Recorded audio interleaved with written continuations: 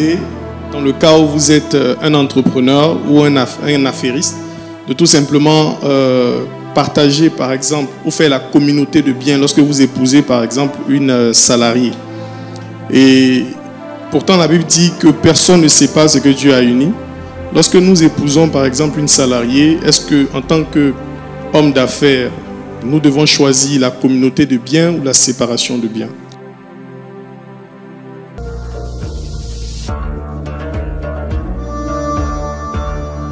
Alors, moi, ça n'engage que moi. Je suis totalement contre la séparation des biens. Il y a des subterfuges, qu'on dit parce que vous êtes dans des affaires, on ne sait jamais ce qui peut arriver. Vous pouvez faire faillite, et puis bon, si vous êtes en communauté de biens, on va venir. Moi, je ne veux pas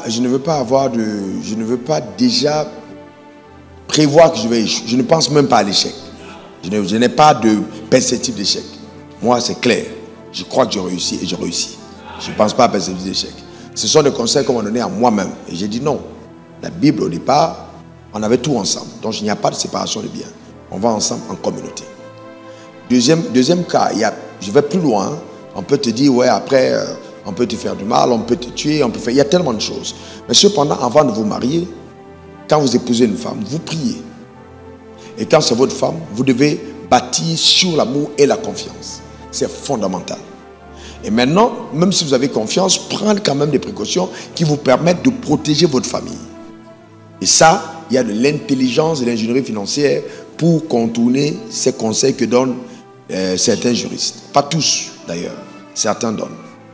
Et donc, moi, personnellement, je dis non. C'est pas ce que la Bible dit. Il n'y a pas plus sage que Dieu. Il n'y a pas plus sage que Dieu. Donc, il n'y a pas de raison de... Il n'y a pas, tu épouses une femme, elle était salariée, toi tu es un homme d'affaires, tu gagnes beaucoup d'argent, vous êtes en communauté de biens, c'est une alliance. Les passifs sont partagés, les actifs sont partagés, point barre, c'est ce que l'alliance dit. Donc vous n'allez pas maintenant commencer à faire comme en France, on se marie sur contrat, on met tête, non. Personnellement, je ne crois pas à ça. Je ne crois pas à ça. Ça m'engage, moi, sur la base des Écritures. Je ne crois pas à ça. Et puis il faut avoir la faveur de Dieu dans ce que vous faites. Quand tu te mets sur les Écritures, quand tu agis comme Dieu demande, la faveur de Dieu t'accompagne. Dieu protège la parole.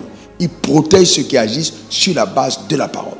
Donc, chaque fois que tu agis sur la base de la parole, tu as la main de Dieu sur toi qui te garde et qui te permet justement de ne pas flancher. Donc, pour moi, agir par la foi, c'est faire confiance à ce que dit la Bible et non nos raisonnements.